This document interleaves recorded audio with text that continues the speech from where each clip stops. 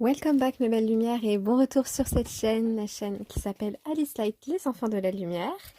La chaîne qui s'adresse à toutes les personnes qui ont eu un parent, un ou plusieurs parents dits narcissiques, pervers narcissiques. Moi je l'appelle le dévoreur d'âme, car bien entendu il y a des liens énergétiques, il y a probablement du karmique, il y a toute une histoire d'âme en fait derrière, et même lorsque l'on coupe les ponts physiquement avec ces personnes-là par sécurité pour soi, parce qu'on est en danger quand on fréquente ces gens, et bien malgré cela, il y a toujours une part d'eux qui cherche à nous pomper toute notre énergie, nous épuiser. Donc je trouve que le dévoreur d'âme est le nom parfait pour parler de ces gens-là d'un point de vue aussi bien matériel que psychologique que spirituel. Donc je me présente, je m'appelle Alice Light, je suis la fille d'une maman dite narcissique, d'une dévoreuse d'âme. Et aujourd'hui, je suis thérapeute psycho-énergéticienne. Donc, je pratique l'EFT, la PNL et les recouvrements d'âme selon les protocoles de Natacha Calestrémé pour accompagner les personnes qui souhaitent dépasser leurs croyances, leurs traumas, leurs problématiques de vie, d'anxiété, l'insomnie, tout ça. Donc, bienvenue sur ma chaîne. Alors oui, cette introduction est peut-être différente des vidéos précédentes et des vidéos qui suivent, puisque j'ai supprimé ma chaîne YouTube une première fois et je suis en train de reposter les vidéos. Et je rajoute celle-ci dans la lignée de la série des vidéos qui est davantage sur la spiritualité. Dans la vidéo précédente, j'ai parlé de ma notion personnelle que j'ai sur les corps subtils et la manière dont les dévoreurs d'âme perdent le contact avec leur enfant intérieur et ont des fractures en fait dans leur corps subtil, tout comme ils ont des fractures, des failles dans leur corps. Je vous ai parlé de la faille narcissique, la faille traumatique et la faille de l'âme. Et aujourd'hui, je vais aborder avec vous tout simplement les énergies sacrées, le féminin et le masculin sacré, le fameux yin et yang que nous avons tous en nous, pour élaborer un petit peu, comprendre en fait qu'il ne s'agit pas juste, quand on est une personne à part entière, de chercher à s'améliorer sur le plan extérieur, le plan matériel, mais que, en fait, j'ai envie de vous faire passer ce message, que d'aller mieux, que de prendre soin de soi, que d'être structuré, ça passe aussi par ce qui est interne, ce qui est intérieur, le fameux divin intérieur dont vous entendrez beaucoup parler dans mes vidéos. Donc c'est parti, let's go!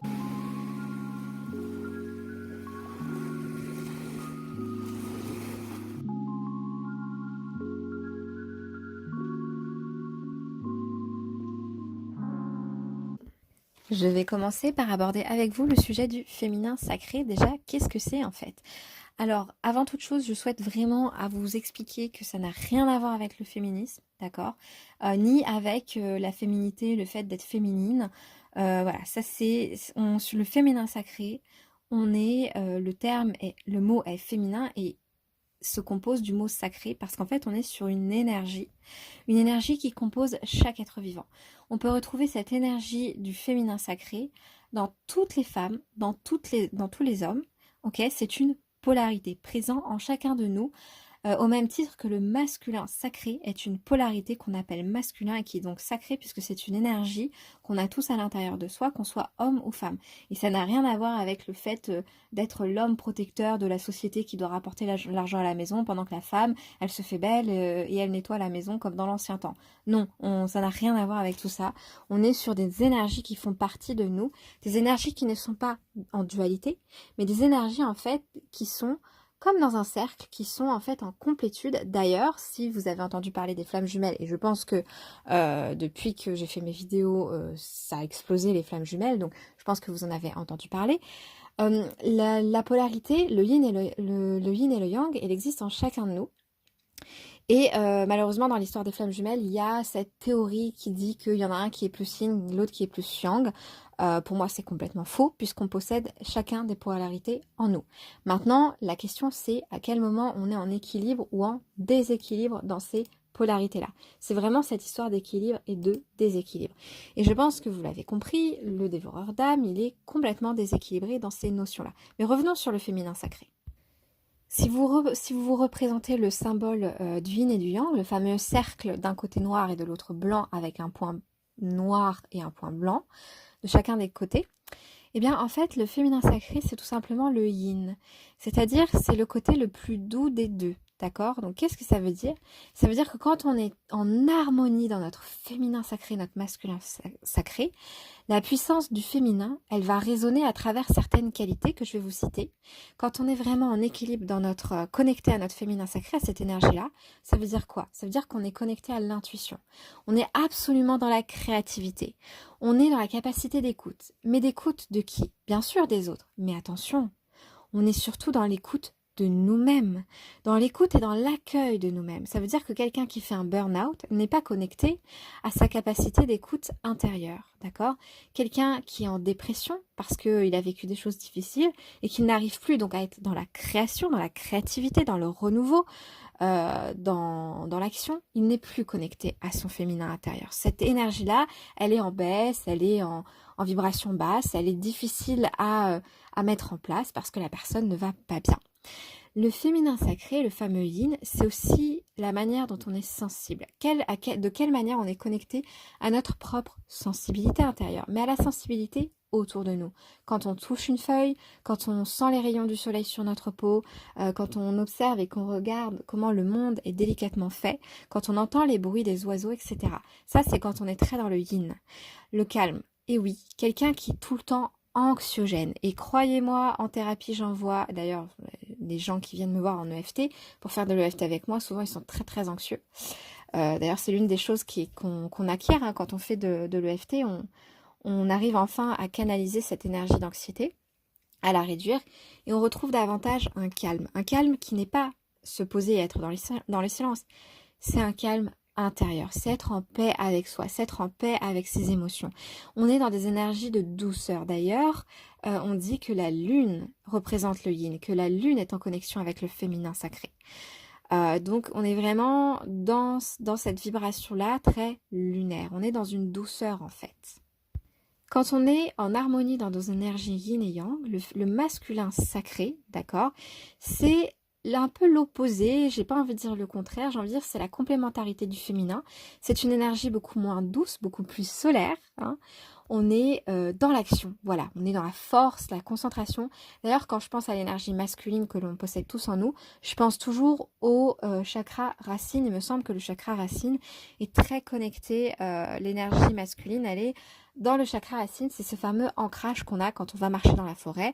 On travaille, bien sûr qu'on travaille notre énergie féminine, mais on travaille beaucoup l'énergie masculine puisqu'on est dans l'action, on est dans la concentration, on est dans le contrôle, etc. Le fait de marcher, de prendre cette décision-là, d'agir. Donc l'énergie masculine, finalement, c'est quoi? C'est quelqu'un qui va être dans la responsabilité. La responsabilité de quoi? C'est une fois que vous êtes à l'écoute de vous-même, vous êtes capable de poser des décisions verbales, des décisions mentales. Vous êtes capable de vous dire non, là je refuse d'aller dans cette direction, je décide que je vais dans celle-ci. C'est une responsabilité. Vous êtes dans la maîtrise de vous-même, dans la maîtrise des décisions de votre vie, dans la maîtrise de votre vie. Et bien quand on est dans la maîtrise de sa vie, qu'on n'est pas dans un contrôle où on doit s'empêcher de vivre, on a peur de montrer qui on est, on porte des masques, non. On est dans un contrôle de maîtrise. On maîtrise ses émotions, c'est-à-dire vous ressentez de la colère, vous êtes capable de l'accueillir, énergie féminine, et vous êtes capable de vous ouvrir à cette colère et vous dire, ok, qu'est-ce que tu viens me raconter? Et maintenant, viens, on va travailler ensemble. Et bien là, vous êtes dans la responsabilité de vous-même. D'accepter que vous ressentez une émotion, que vous allez travailler avec et que vous allez dépasser ça pour devenir la meilleure version de vous-même ou pour tout simplement ne pas vous laisser être contrôlé par l'émotion, mais être dans la maîtrise de vos propres émotions. Quand vous êtes dans l'action, la prise de décision, la responsabilité, la force, la concentration, mais aussi apparemment la générosité, l'autorité, bon ça va un peu avec, la protection, la réflexion quelque part, donc tout ce qui est de l'ordre de l'intellect, parce que à l'opposé du féminin sacré, le masculin, c'est vraiment, c'est pas qu'on est dans la tête, mais on est vraiment on est posé dans nos pensées. Là où le féminin sacré, on va se reconnecter à nos ressentis. Il faut vraiment comprendre ces deux notions-là. C'est que l'énergie féminine sacrée, c'est être dans le ressenti. L'énergie masculine sacrée, c'est être dans la prise de décision de responsabilité, dans l'action. On est beaucoup plus dans un monde matériel et pensé, dans un monde de la pensée, avec l'énergie masculine. Là où avec l'énergie féminine, on est plus dans un monde d'accueil, d'intuition, d'intelligence émotionnelle, d'écoute, de douceur, de créativité. Et vous voyez, ces énergies-là sont extrêmement complémentaires. Encore une fois, je le répète, l'énergie féminine et masculine n'ont absolument rien à voir avec le genre de la personne ou la sexualité. Que vous soyez hétéro, homosexuel ou tout autre type de sexualité, que vous soyez un homme ou une femme, les deux sont en vous. Ça explique pourquoi il y a des hommes qui sont parfaitement à l'aise dans leurs émotions, qui savent écouter leur intuition. Et en fait, eux, ils sont très dans le yin. Ils sont absolument en accord avec leur féminin sacré.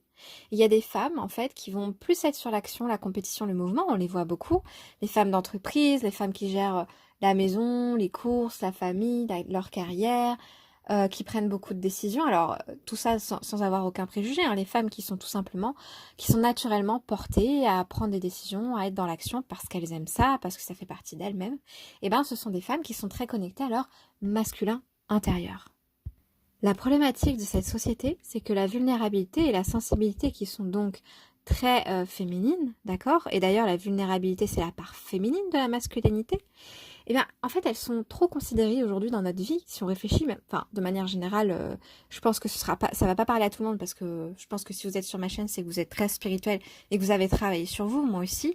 Mais c'est vrai qu'à une époque, notamment quand on est à l'adolescence et peut-être en jeune adulte, on a tendance à voir ça comme des défauts, en fait, comme des faiblesses. Le repos est peut-être considéré comme quelque chose de malsain, genre oh lui c'est un feignant parce qu'il se repose, alors qu'en réalité quelqu'un qui est capable de se reposer, quelqu'un qui est capable d'être dans la sensibilité et la vulnérabilité, ça veut dire quoi? Ça veut dire qu'il est à l'écoute de lui-même et qu'il accepte toutes les parties de lui, même celles qui demandent le plus d'introspection et qui demandent le plus de concentration quelque part, parce que cette énergie très douce de vulnérabilité et de sensibilité, faut être capable de l'accueillir et puis de la considérer. Et souvent je pense au burn-out, les gens qui sont en burn-out, ils sont complètement déconnectés de leur énergie féminine. Parce que le burn-out, on refuse de voir qu'on va pas bien. Alors pour plein de raisons inconscientes, attention, je ne juge pas.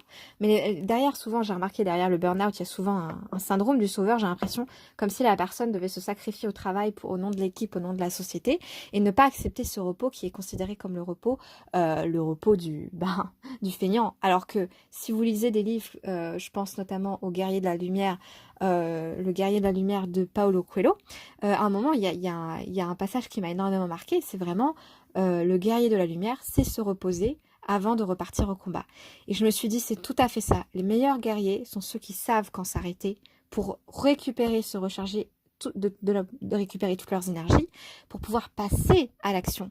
Et si ça, c'est pas un équilibre et une gestion, une maîtrise totale de son énergie yin et yang, d'accepter cette vulnérabilité, ce moment de se reposer, d'accepter de baisser les armes avant de les reprendre, eh bien c'est justement tout l'intérêt de s'équilibrer. Et si on n'en est pas là, c'est justement l'arrivée des burn-out, des maladies immunitaires, des crises sanitaires qui mettent le monde entier à l'arrêt parce que on ne sait plus s'arrêter, parce qu'on ne sait plus se connecter à soi. Et juste pour finir, avant de passer au dévoreur d'âme, parce que je peux pas m'empêcher de le dire, quand une femme, elle est beaucoup trop dans son énergie masculine, pour plein de raisons, parce qu'elle doit gérer la famille, parce que peut-être c'est une maman solo, parce qu'elle est peut-être chef d'entreprise, parce qu'elle est dans des postes à responsabilité, qu'est-ce qui se passe? Eh bien souvent, vous remarquerez que les femmes, elles ont un peu un oui, que en fait, elles doivent en faire autant que les hommes, même quand elles ont leurs règles. Et vous savez, cette incapacité à accepter qu'on a des règles et que pendant ce moment-là, en fait, il faut accueillir cette partie féminine de nous, et c'est ce côté masculin qui ressort en disant non, je dois y aller, je dois le faire, je dois continuer de travailler, je dois pas m'arrêter et je dois. Et ce je dois un peu trop masculin, il montre un surplus d'énergie yang chez la femme et ça peut se traduire par un déséquilibre du corps. Et si la femme n'est pas à l'écoute de son corps, ça peut avoir des répercussions comme des règles douloureuses, irrégulières, des troubles alimentaires, digestifs, des addictions, parce que faut bien compenser quand on est trop dans le yang, à vouloir chercher absolument à courir partout comme beaucoup de femmes. J'entends beaucoup de femmes qui me parlent sur Instagram qui disent oh, je cours, mais le jour où elles arrêteront de courir, elles vont s'écrouler, parce que l'équilibre c'est quoi? C'est de ne pas courir. L'équilibre c'est d'avancer, marcher vite si vous voulez, ralentir quand on en a besoin, mais si vous passez votre temps assis à ne rien faire ou à courir après je ne sais pas quoi, parce que quand on court on s'épuise, eh bien en fait on est en déséquilibre dans ces énergies là. Donc voilà, je voulais vous parler de ça. Maintenant, quel rapport avec le dévoreur d'âme? Eh bien je pense que vous l'avez compris sans que j'ai à vous le dire. Le dévoreur d'âme est en total déséquilibre dans ses polarités. Et c'est assez grave parce qu'en fait, il va avoir des comportements et il va avoir des paroles et il va montrer à ses enfants ces déséquilibres. C'est-à-dire que je reste là, je vais être assez générale sur cette vidéo parce que l'énergie yin et yang, elle concerne tout le monde, donc en dehors du dévoreur d'âme, ça vous concerne aussi. Et je vais vous expliquer à la fin pourquoi je vous en parle, parce que c'est important. En fait, c'est comprendre que équilibrer son masculin et son féminin, renforcer son féminin quand son masculin prend trop de place, renforcer son masculin quand son féminin prend trop de place, c'est de nouveau s'équilibrer en soi. C'est arriver à mettre des comportements en place qu'on n'arrivait pas, c'est arriver à s'écouter, c'est arriver à prendre des décisions, c'est savoir dire non. Si on est en burn-out, c'est arrêter d'insister avec un job qui vous rend mal, d'écouter les raisons pour lesquelles ce job n'est plus possible, de se mettre en arrêt maladie et de commencer à prendre soin de soi. Parce que la guérison, elle passe par un rééquilibrage interne.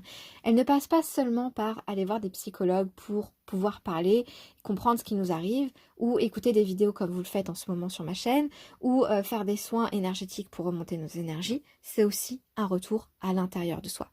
Et là, je pense que vous comprenez le lien avec le dévoreur d'âme. Le dévoreur d'âme est incapable d'avoir un retour à l'intérieur de soi. Ça paraît bête, parce que moi j'ai l'impression que c'est tellement acquis pour moi, que en fait cette idée derrière la puissance de ces deux énergies, de comprendre comment ces deux énergies fonctionnent en nous et chez lui, pour atteindre en fait une complémentarité de ces deux énergies, pour être en totale harmonie avec soi-même, pour moi c'est une évidence.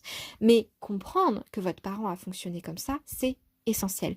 Parce que, en fait, si vous avez eu un parent qui était trop dans le féminin ou trop dans le masculin, c'est... Alors, on est avec des énergies, une polarité parfois plus féminine et masculine, donc ça ne dépend pas forcément du parent, mais on risque de reproduire des comportements qui vont engendrer ce déséquilibre. Ça veut dire quoi? C'est-à-dire que le dévoreur d'âme va jouer là-dessus. Si vous avez un enfant qui est très connecté à son intuition, qui est très connecté à sa propre sensibilité et sa propre vulnérabilité, à votre avis, que va lui dire son parent dévoreur d'âme? Il va le lui reprocher. Donc malheureusement, quand on a un parent dévoreur d'âme, ce parent dévoreur d'âme risque de vous déconnecter de la polarité dans laquelle vous êtes en train de vivre votre expérience de vie.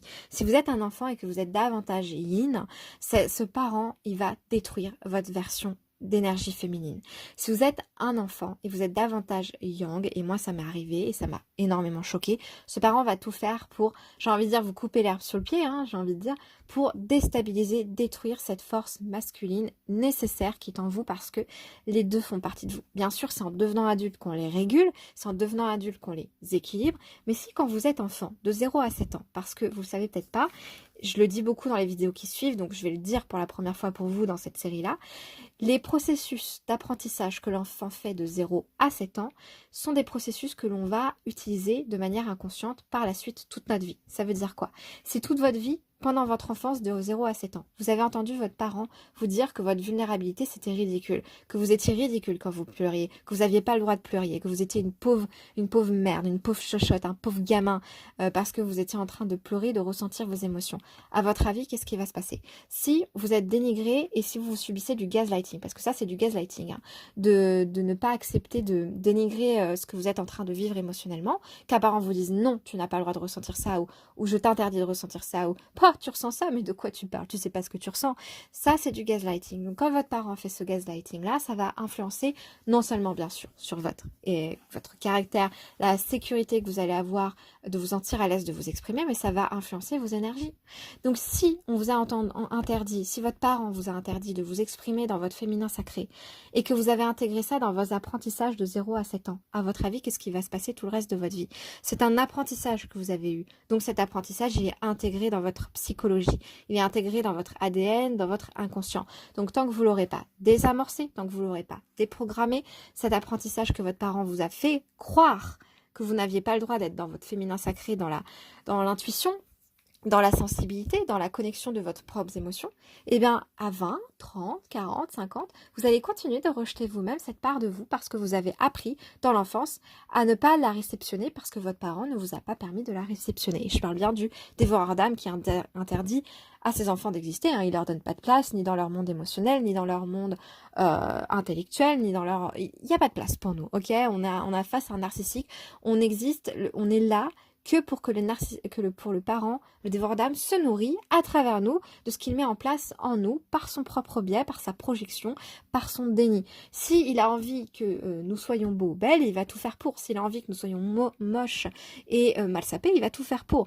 on est la projection de cette personne. On est comme un bras, une extension de lui. Ça veut dire quoi? Ça veut dire qu'on n'a pas pour lui, attention, je ne parle pas que c'est une vérité, dans sa tête, dans sa conception du dévoreur d'âme, comme il est dans le déni de sa réalité, de ses souffrances, il projette les souffrances sur ses enfants pour ne pas ressentir la souffrance.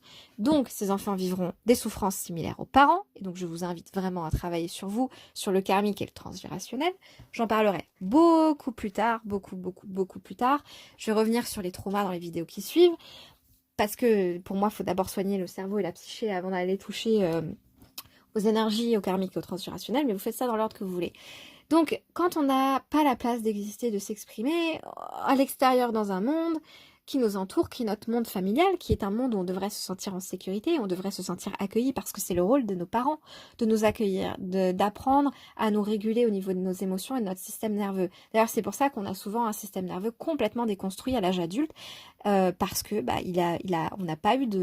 on n'a pas pu être en sécurité au niveau affectif, au niveau émotionnel, mais aussi parfois au niveau matériel ou au niveau intellectuel avec ce dévoreur d'âme.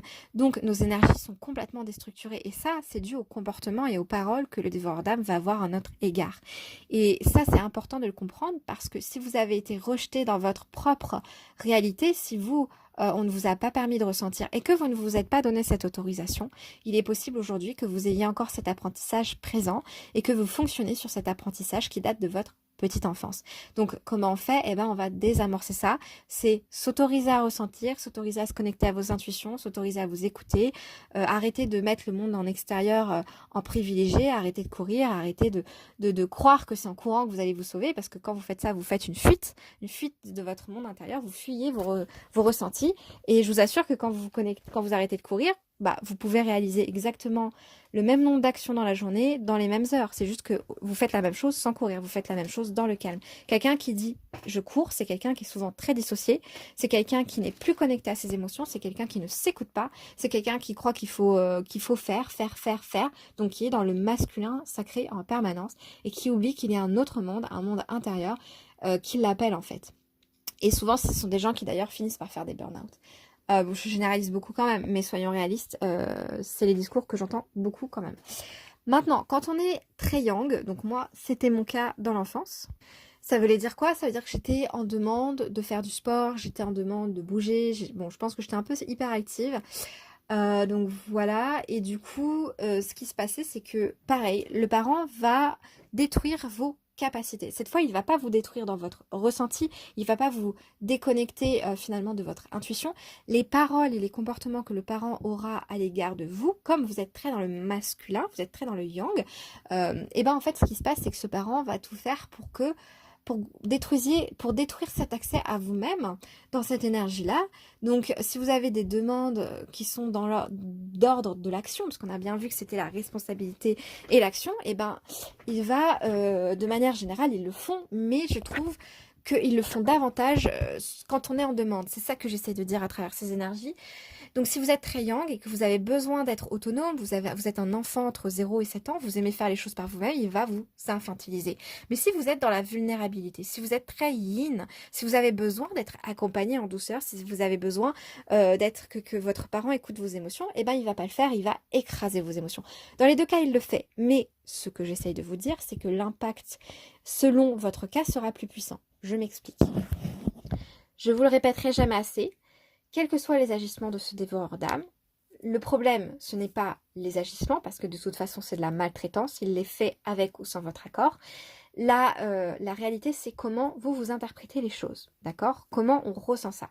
Si il me fait du mal et que je me dis, ok, j'ai compris qu'il m'a fait du mal, je lui pardonne, ça justifie pas ce qu'il a fait, je continue ma vie, je passe à autre chose et je lui donne plus accès de me faire du mal, eh bien vous êtes dans l'accueil et vous allez pouvoir améliorer votre vie. Si maintenant, à chaque fois qu'il vous fait du mal, vous vous dites « Oh non, mais il a encore fait ça, je m'en sors pas, j'arrive pas, j'ai pas de pouvoir, il prend toujours la place, il prend l'emprise, il a de l'emprise sur moi, j'y arrive pas. » et bien là vous êtes dans ce qu'on appelle un état de victimisation. Encore une fois, je généralise pour vous expliquer. Quand on est dans un état de victimisation, on n'est pas dans la maîtrise, c'est-à-dire qu'on ne reprend pas le pouvoir sur ce qui nous arrive et on ne peut pas aller de l'avant. Dans la victimisation, on est dans la souffrance. La problématique du féminin et du masculin sacré, c'est que le dévoreur d'âme va nous détruire ces énergies en nous et on n'arrivera ni à les équilibrer, ni à s'y connecter totalement. Et donc, il va avoir des comportements et des paroles qui vont nous détruire, même dans notre énergie où on est dans la polarité avec laquelle on grandit le plus. Parce que par exemple, moi quand j'étais jeune, j'ai grandi, je suis née, je me suis incarnée sur cette planète avec une polarité yang. C'est-à-dire que dans cette vie-là, je dois apprendre à développer ma polarité yin. C'est peut-être le cas pour certains et pour d'autres, ça va être l'inverse. Et normalement, nos parents sont censés nous montrer des apprentissages, nous montrer à nous équilibrer, à accueillir nos émotions. Mais si c'est quelque chose qu'on n'a pas, c'est quelque chose qu'on ne sait pas faire, vous êtes d'accord avec moi? C'est quelque chose que vous allez devoir apprendre tout seul, grâce à vous-même, ou peut-être grâce à votre autre parent. Et la problématique, donc je reprends le masculin, c'est que par exemple, si vous avez des ambitions, votre parent, il va tout faire pour les casser. Il va vous dire que vous êtes incapable, que vous n'avez pas les capacités, que vous êtes nul, que vous ne pouvez pas faire. Alors que le féminin sacré, on est bien dans une autonomie, dans une prise de décision, dans une prise d'action, dans une responsabilité. Donc qu'est-ce qui va se passer? En général, on réagit de plusieurs façons. Soit on va tout faire pour lui prouver le contraire. Donc finalement, on répond à notre parent, c'est-à-dire qu'on rentre dans le conflit pour lui prouver qu'il a tort. Donc on est dans le combat. Soit on va s'éteindre notre masculin sacré, ou le féminin sacré dans les exemples que j'ai donnés précédents. Donc quand on s'éteint dans le féminin sacré, on ne s'écoute plus, on en coupe avec nos intuitions, on coupe avec nos dons, on coupe avec finalement nos ressentis, donc ça c'est ce qu'on appelle la dissociation. Donc il y a beaucoup d'enfants de dévoreurs d'âme qui sont très dissociés, moi la première.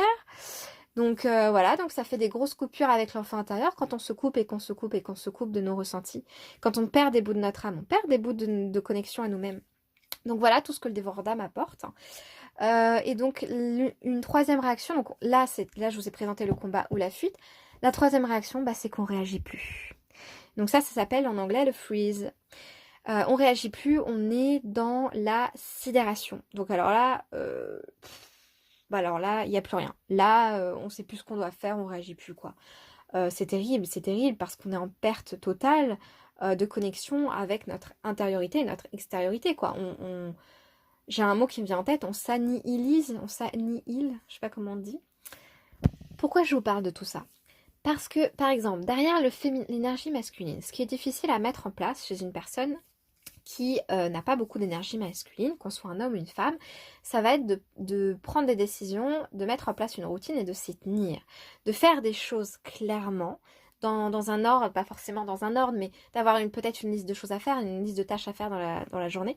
Savoir s'affirmer, savoir dire non. Ne pas avoir peur d'être présent, de se faire remarquer. Donc quelqu'un qui a du mal avec son énergie masculine, il peut être effacé aussi.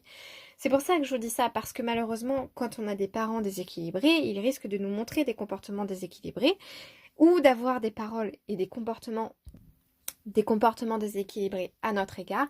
Qu'est-ce que ça va faire? Ça va faire que nous, par schéma répétitif, par mode d'apprentissage qu'on a eu et qu'on va donc répéter toute notre vie parce que c'est présent dans notre inconscient, et tant qu'on n'a pas déprogrammé un programme, on fonctionnera toujours dessus, qu'on s'en rende compte ou pas, et on va reproduire ce que notre parent nous a montré.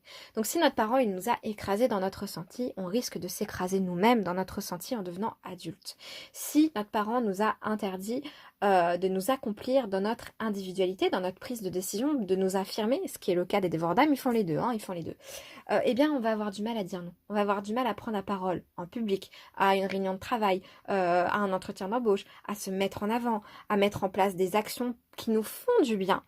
On se détache de nous en fait, parce qu'on a eu un parent qui a passé son temps à nous traumatiser, à nous faire du mal, de manière volontaire, et à la fois, en même temps, il est dans le déni, donc il le fait, il le sait qu'il le fait, mais il va le nier. C'est-à-dire pour lui, ça n'existe pas. Il n'y a que ça la réalité, la nôtre n'existe pas.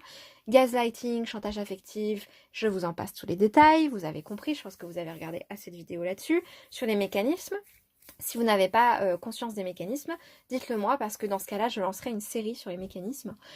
Et donc, tous ces impacts-là, ils sont graves. Ils sont graves parce qu'on peut arriver à répéter ces schémas-là toute notre vie si on n'en a pas compris qu'ils étaient là. Ces énergies sont extrêmement importantes parce que ce sont des énergies Qu'est-ce que ça veut dire? Ça veut dire qu'une fois qu'on les met en place, une fois qu'on en a conscience, il y a une sorte de fluidité qui s'installe en nous.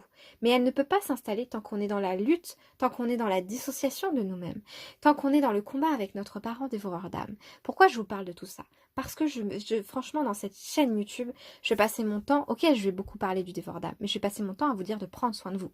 Et prendre soin de vous, c'est admettre que votre parent a été déséquilibré dans ses énergies, aussi bien dans sa psyché, aussi bien dans ses failles, avec son enfant intérieur et tout ce que vous voulez, et admettre que vous n'avez pas eu cet exemple d'équilibre, que vous l'avez pas aujourd'hui, peut-être à travers lui, que vous pouvez le prendre chez d'autres gens, il y a des gens parfaitement équilibrés, peut-être des mentors, des auteurs, des amis à vous, un grand-parent, je ne sais pas. Allez me chercher un exemple quelque part et inspirez-vous de cette personne. Mais la clé derrière tout ça, elle est en vous. C'est à vous de vous rééquilibrer dans votre féminin et dans votre masculin sacré. C'est à vous d'aller chercher tout ça pour sortir de là. Et quand vous serez davantage en équilibre dans vos énergies intérieures, et ben les gens qui sont déséquilibrés comme ce dévoreur d'âme, croyez-moi, non seulement vous voudrez plus être en lien avec eux, mais vous en aurez plus rien à foutre. Parce que l'important c'est pas lui, c'est vous. Parce que oui, cette personne vous a empêché de vous affirmer. Oui, cette personne elle vous a empêché de ressentir vos émotions. Est-ce qu'aujourd'hui vous fonctionnez encore comme ça? Si vous fonctionnez encore comme ça, sachez une chose, c'est que vous êtes en train de nourrir ce dévoreur d'âme en répétant les schémas qu'il vous a appris. Si vous voulez sortir du lien avec lui, il faut couper avec ce qu'il vous a appris. Et il faut aller chercher ce que vous avez envie de mettre en place pour vous. Et non pas à travers le prisme de vos blessures, non pas à travers le prisme de votre enfant intérieur qui est blessé, mais à travers un rééquilibrage en tant qu'adulte. Vous êtes adulte, il est temps de vous prendre en charge. Ça passe par qu'est-ce que je dois faire pour équilibrer mon monde intérieur et extérieur. Pour le féminin sacré, c'est assez simple, je vous l'ai dit. C'est accepter de se reposer quand on est en burn-out, accepter l'arrêt maladie, accepter de parler, d'aller voir un psy, accepter d'aller regarder en soi les émotions que vous avez. C'est savoir prendre du temps pour soi, savoir se pouponner, marcher dans la nature, s'offrir des choses, des massages, des soins, apprendre à méditer. Parce que oui, le féminin sacré, c'est être en connexion avec votre intériorité. Ça passe par le calme, le silence, la méditation. C'est le féminin sacré, c'est aussi tout ce qui est, vous savez, quand vous faites du journaling, quand vous avez des bullet journal, quand vous tenez un journal écrit, quand vous lisez, quand vous écrivez de la poésie, quand vous écrivez des journaux de développement personnel pour vous, quand vous faites des exercices, bah ça c'est de l'énergie féminine, parce que vous connectez à votre intériorité. Et l'énergie masculine, c'est ce que je vous ai dit tout à l'heure, c'est apprendre à mettre en place une routine si vous êtes quelqu'un qui est désorganisé, qu'elle soit professionnelle ou personnelle, c'est mettre des choses en place et vous affirmez là-dessus, ne pas changer de décision. Vous avez décidé aujourd'hui que vous n'allez pas accepter telle ou telle proposition au travail ou que vous allez dire non si votre mère vous appelle parce que vous avez besoin de prendre du temps pour vous. Et bien ça, c'est l'énergie masculine. Parce que s'affirmer, savoir dire non, c'est se mettre en priorité. Et quand on se met en priorité, qu'est-ce qu'on fait? Et bien on se connecte à notre intériorité. Donc l'un va avec l'autre. Les énergies masculines et féminines vont avec l'autre. Et tant que vous ne vous respecterez pas là-dessus, vous continuerez de nourrir, écoutez bien ça, vous continuerez de nourrir les schémas de déséquilibre que votre parent dévoreur d'âme vous a appris et avec lesquels vous avez grandi. Donc quelque part, mais vous lui faites un bien grand fou. Mais quel bien est-ce que vous lui donnez? Mais quel plaisir est-ce que votre dévoreur d'âme il doit avoir quand il sait à quel point vous courez après le temps pour les femmes ou les hommes qui sont trop dans l'énergie masculine. Et à quel point, mais il doit être super content de voir à quel point vous n'arrivez pas dans votre vie quand vous êtes trop dans l'énergie féminine, quand vous reposez trop et que vous passez pas à l'action. Mais qu'est-ce qu'il doit être content de voir tout ça, n'est-ce pas, hein? Vous savez que vous le nourrissez là quand vous n'êtes pas en train de chercher à vous rééquilibrer. Donc moi je vous invite vraiment à prendre soin de vous et à apprendre du temps pour vous pour augmenter votre énergie féminine et à apprendre à vous affirmer, à dire non et à vous tenir à vos pensées, à vos prises de décision et à passer à l'action pour augmenter votre énergie masculine, pour sortir des schémas que votre parent dévoreur d'âme vous a appris. L'énergie masculine et féminine, elle est en nous, en chacun de nous. Chez lui, elle est totalement déséquilibrée. Vous imaginez bien qu'il n'a absolument pas accès. Il n'a pas accès à ses émotions, puisqu'il est dans le déni de la réalité. Et c'est quelqu'un qui passe très mal à l'action, c'est quelqu'un qui ne tient pas ses promesses, c'est quelqu'un qui ment tout le temps, c'est quelqu'un qui dénigre la réalité de l'autre, c'est quelqu'un qui dit oui, non, oui, non, oui, non, oui, non, parce que c'est un taré. Ces gens-là sont complètement irresponsables, ils sont immatures, ils infantilisent les autres, et ce sont des enfants. Ils sont immatures émotionnellement, ils sont immatures intellectuellement. Imaginez le niveau de leurs chakras. Ils ont des chakras qui doivent vibrer, franchement, si ça peut vibrer à sens contraire, à mon avis, ça vibre à sens contraire. J'imagine même pas le niveau énergétique qui doit être super bas chez eux. J'avais demandé à un ami de regarder le niveau de ma mère, il était proche de zéro. De zéro, zéro sur l'échelle. Non mais de, putain j'ai oublié son nom, c'est pas grave. Mais vous imaginez pas comment on peut être à zéro. Non mais c'est un truc de fou. Enfin bref. Et quand on voit toutes les possibilités pardon, au niveau de l'échelle de... Putain c'est pas Richter, c'est... J'ai oublié. Bref, l'échelle du pendule, vous avez compris je pense. Quand on voit toutes les potentialités, savoir que ces gens-là vivent très bas à des niveaux qui sont justement des niveaux de maladie. Hein. Le cancer, c'est 7000, je crois, sur l'échelle biométrique. Donc voilà, donc ils sont très très loin de vibrer à des niveaux spirituels. Si vous voulez vous éloigner des gens toxiques, c'est aussi ça qu'il faut faire. C'est rééquilibrer vos énergies intérieures, vos énergies sacrées. Parce que quand vous rééquilibrez vos énergies sacrées, vous allez faire un travail sur vous qui va vous permettre d'augmenter la vibration de vos chakras. Vous allez mieux vous connecter d'ailleurs à vos chakras. Et c'est ça que je voulais vous dire, la raison pour laquelle je vous fais cette vidéo, c'est que j'ai remarqué que la première fois que j'ai commencé à aller mieux de ma vie, que j'ai commencé à faire un travail sur moi. Donc c'est à peu près c'est en 2017, en 2018 où j'ai commencé à prendre conscience de qui était ma mère et à sortir en fait un peu de toute cette souffrance émotionnelle. C'est un long parcours, hein, ça fait 5 ans déjà, vous voyez, c'est long. Et ben en fait, sans m'en rendre compte, j'ai commencé à équilibrer mes énergies yin et yang, c'est-à-dire que je faisais à la fois du sport, donc j'étais dans l'action, c'est-à-dire du vélo, je faisais du cardio, et en même temps je faisais du yoga. À la fois, j'écrivais, je faisais de la peinture, donc ce sont des énergies yin, et j'étais dans l'action, j'organisais des choses. J'organisais mon planning, j'organisais des soirées avec des amis, j'étais dans l'action, j'organisais mes vidéos, parce qu'à cette époque-là, je faisais ma chaîne YouTube sur les vidéos Alice in Bookland. Donc voilà, je veux dire, j'étais dans l'organisation, j'étais dans la création, j'étais dans l'affirmation de moi. Je m'améliorais là-dessus intérieurement, mais je me rapprochais de mon énergie féminine que je n'avais jamais laissée de place. Et vous savez quoi? C'est à cette période-là de la vie en tant que femme où j'ai commencé à accepter cette part de moi avec mes règles. Avant, je n'étais pas du tout connectée à mes énergies féminines en termes de femme. Et bien bizarrement, à cette époque-là, j'ai commencé à accepter de me reposer quand j'avais mes règles, à accepter que j'avais mal, je pouvais rien faire, à accepter que la seule chose dont j'avais besoin de ce moment-là, c'était de dormir, d'avoir une bouillotte et de ne rien faire. Et bizarrement, quand j'ai commencé à rentrer en communication avec moi-même, avec mes énergies, mes ressentis et mon corps, eh bien il y a des choses qui se sont passées en moi et je crois que c'est là que le travail de toute ma vie a débuté. Donc pour moi, l'équilibre des énergies sacrées, ça a été l'entrée, mais vraiment, je vous assure, ça a été l'entrée dans ma vie de mon amélioration énergétique, psychologique, parce qu'il y a un rééquilibrage et psychologique hein, quand on apprend enfin à s'écouter, quand on sait mieux dire non aussi. On sait dire non au travail si on vous demande de faire des heures sup. On sait mieux s'affirmer parce que on a compris qu'il fallait s'écouter, sinon on ne tient pas la route et on finit en burn-out, en dépression. Et donc ce rééquilibrage énergétique, finalement, il permet d'avoir une meilleure structure, j'ai envie de dire un peu psychologique, parce que on devient plus sûr de soi, on a davantage confiance en soi pour dire non quand on a des besoins, on les écoute. Si on ne peut pas sortir avec nos amis parce qu'on a nos règles, on l'accepte au lieu d'être en lutte, par exemple. Et donc toutes ces choses-là font que on va mieux gérer notre vie, on va mieux gérer nos émotions. Les gens vont nous respecter parce qu'on se respecte soi-même. Les gens vont nous entendre et nous écouter quand on dit non parce qu'on s'écoute. Et pour moi, ça passe par là, ça est vraiment le déclencheur de toute ma vie pour aller mieux dans ma vie. Je vous assure que la première chose que j'ai fait sans m'en rendre compte tout doucement, petit à petit, ça a été de rééquilibrer dans mes actions, dans mes comportements et dans l'acceptation de mes émotions. Les actions, ça passe aussi par se reposer, boire un thé, faire chauffer sa bouillotte quand tu vas pas bien. Hein. C'est aussi ça une action, c'est pas juste agir pour agir. Quand vous êtes dans agir pour agir, vous fuyez vos émotions et vous avez du boulot. Hein. Donc voilà, se rééquilibrer pour moi dans les énergies féminines et masculines, et ben c'est la première porte de sortie pour aller mieux. Donc je voulais absolument vous en parler dans cette série de vidéos qui sont, on va dire, beaucoup plus spirituelles que cartésiennes, dont je vous avais parlé, je vous avais dit que j'en ferais 3. Donc il y a eu les corps subtils, il y a eu la faille de l'âme, il y a celle-ci. Donc voilà, je voulais absolument vous en parler parce que je pense que personne ne dit ça en fait. Les énergies féminines et masculines, on entend beaucoup parler, mais les gens oublient de dire à quel point ce rééquilibrage, c'est un bien-être fou qui va vous arriver sur tous les domaines. Ça va influencer votre domaine du travail, ça va influencer votre relation amoureuse, parce qu'imaginez en tant que femme, oui je parle beaucoup des femmes, mais je suis une femme et les hommes, je suis désolée, vous n'avez pas vos règles. Donc ce côté-là, vous l'avez moins, mais c'est pareil pour vous, pour les hommes. Si un jour vous êtes malade, c'est la même chose. Il est nécessaire et primordial de s'accueillir. S'accueillir, c'est féminin sacré, c'est l'énergie féminine, c'est la polarité du yin. Donc moi, je vous invite vraiment à vous rééquilibrer là-dessus. Ça va vous éloigner des gens toxiques parce que les gens toxiques sont déséquilibrés et du coup, ils sont pas forcément agréables. C'est pas forcément agréable à vivre avec eux quand on est très à l'écoute de soi et en même temps quand on est capable de prendre des décisions.